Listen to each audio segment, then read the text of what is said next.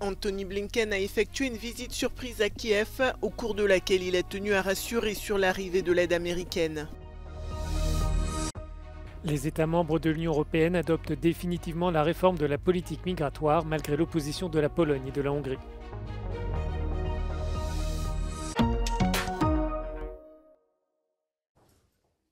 L'aide militaire américaine est en route. C'est le message qu'est venu donner Antony Blinken lors de sa visite surprise à Kiev. Un déplacement qui intervient alors que l'armée ukrainienne semble dépassée par l'avancée des troupes russes dans la région de Kharkiv. Pour Volodymyr Zelensky, cette aide est urgente. I want to discuss with you about some I think very important issues. The first, the decision of the package was crucial for us. It's very important to get it as quick as possible. And the second point is air defense. Really, we need today 2 Patriots for Kharkiv. Washington tente de rattraper le retard de l'aide causé par les désaccords au Congrès américain et tient à rassurer Kiev de son soutien. This is a challenging time, but we also know that in the near term, the assistance is now on the way. Some of it's already arrived, more of it will be arriving, and that's going to make a real difference against the ongoing Russian aggression on the battlefield. Lors d'une visite en septembre, Antony Blinken avait déjeuné dans un McDonald's pour saluer le retour de l'enseigne américaine en Ukraine. Cette fois-ci, en compagnie de son homologue ukrainien, il a déjeuné dans une pizzeria et pas n'importe laquelle. L'établissement a été fondé en 2015 par un Ukrainien ayant combattu les séparatistes pro-russes dans l'est du pays. Après son repas, il a rencontré des membres de la société civile. Malgré la forte mobilisation et les appels de l'Union européenne, le Parlement géorgien a adopté en 3e lecture la loi sur l'influence étrangère. La tension a atteint son apogée avant le vote et certains députés en sont venus aux mains dans l'hémicycle du Parlement. Le texte a été soutenu par 84 voix pour et 30 voix contre. L'adoption du texte intervient après des semaines de manifestations de masse dans les rues de Tbilissi et de plusieurs grandes villes de Géorgie. L'opposition dénonce la répression violente dont elle a été la cible. Les manifestants estiment que la nouvelle loi est calquée sur la législation russe qui permet au Kremlin de réprimer les voix dissidentes. Le président du Conseil européen Charles Michel avait appelé ce mardi les parlementaires géorgiens à rejeter le texte s'ils souhaitaient maintenir leur pays sur la voie de l'adhésion à l'Union européenne.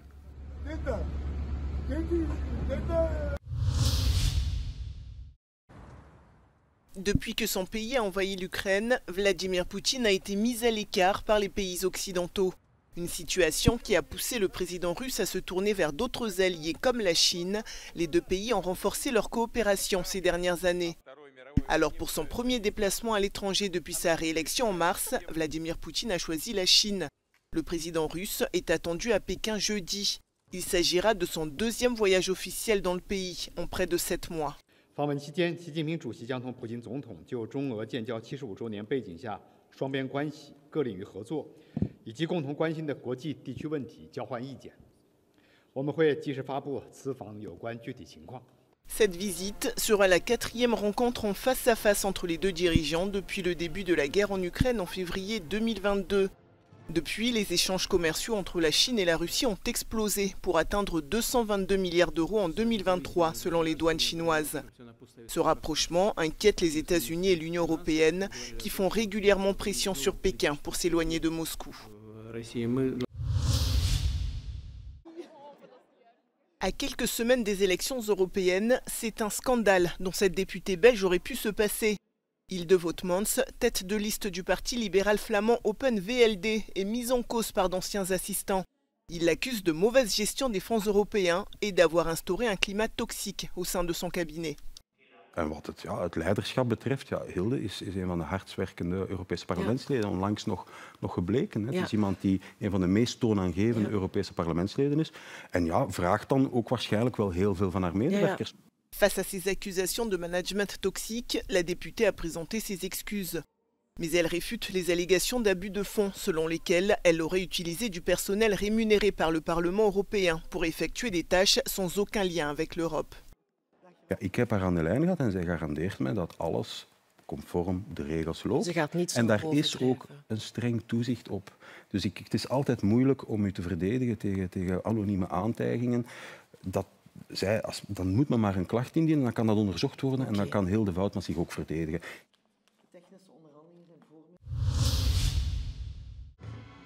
Manifestation en Roumanie pour demander une réduction de la fiscalité du travail. À l'appel du bloc national syndical, quelques 3000 manifestants se sont rassemblés ce lundi sur la place Victoria à Bucarest. Les syndicalistes ont ensuite défilé bruyamment jusque sous les fenêtres des ministères de l'économie, du travail et du ministère des Finances. Selon un rapport de la Banque mondiale, ces divers prélèvements et taxes auraient fait fuir 5 millions de Roumains vers l'étranger et de meilleurs salaires depuis la fin des années 80. Suntem copleșiți de taxe, de impozite, să scadă impozitarea pe taxa de muncă, birurile să scadă.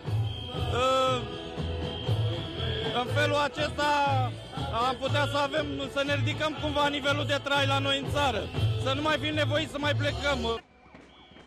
Les syndicalistes affirment que la Roumanie dispose, je cite, d'un marché du travail hostile au dialogue social et que le pouvoir en place a donné la priorité au capital. Ils ont aussi calculé que près de 43% de leur revenu brut va à l'État alors que la moyenne européenne est de 38,6%. Seuls 69% des Roumains âgés de 20 à 64 ans travaillent, ce qui signifie que près d'un tiers des Roumains ne travaillent pas et donc ne cotisent pas. Selon les données d'Eurostat, les bas salaires et la fiscalité élevée ont conduit la Roumanie à enregistrer le 3e taux d'emploi le plus bas de l'UE en 2023, après l'Italie et la Grèce. Enfin, toujours selon les syndicats, les récentes promesses d'augmentation des salaires par le pouvoir à quelques mois d'un scrutin présidentiel sont un leurre alors que la dette publique de la Roumanie dépasse les 50% du PIB.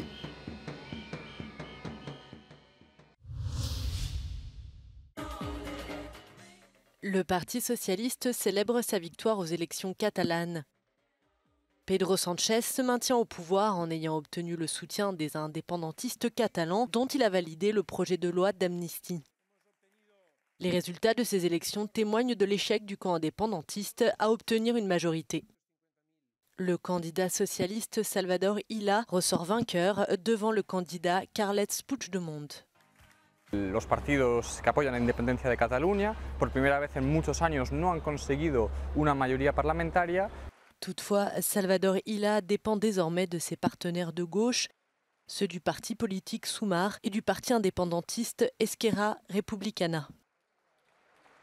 Ahora mismo el escenario más probable parece ser aquel de un pacto entre las fuerzas de izquierdas, aunque eso dependerá de la posición de Esquerra.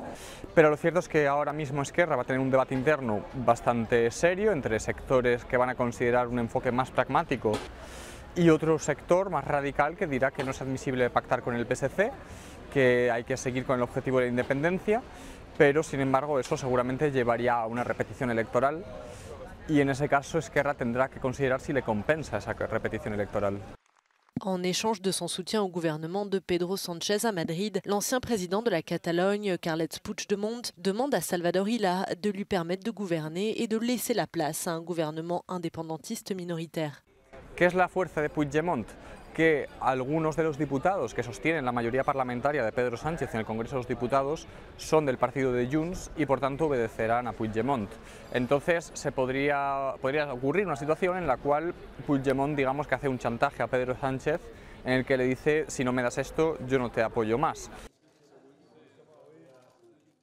Va-t-on vers un nouveau scrutin? Même si les chances sont minces, le vote outre-mer qui n'a pas encore été comptabilisé pourrait faire perdre à Salvador Illa la majorité du bloc de gauche.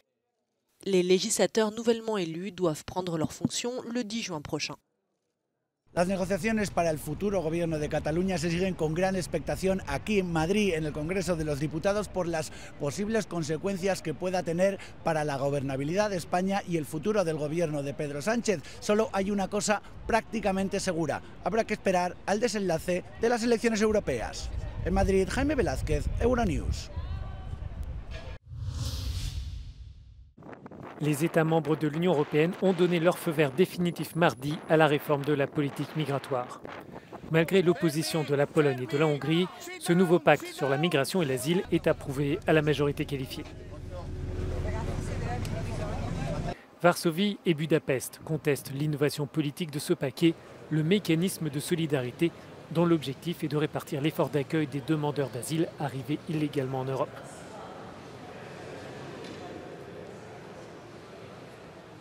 La Commission européenne table sur 30 000 relocalisations par an. Les pays membres pourront soit accepter d'accueillir ces migrants, ou alors, s'ils le souhaitent, ils pourront payer 20 000 € à la place d'une relocalisation. Mais la Pologne et la Hongrie refusent les deux options. This is, of course, problematic in the sense that under the current system, the solidarity mechanism provides for flexible but mandatory solidarity, which means that all member states are obligated to provide some form of solidarity. The risk that we see is, of course, that we end up in a situation much like the one that we see today or also in the past years, where those member states under so-called migratory pressure have been unable to benefit from solidarity from other member states. Mais sur ce point, la commissaire européenne en charge des affaires intérieures, Ylva Johansson, s'est voulue très claire lors d'une interview à Euronews. Si un État membre refuse d'appliquer les nouvelles règles migratoires, la Commission européenne agira en conséquence. Well, the Commission has the tools we have in all legislation, and that is that we can use infringement. But I must say again, I don't think that will happen. Les différents textes de cette réforme doivent maintenant être publiés dans le journal officiel avant une mise en œuvre d'ici 2 ans.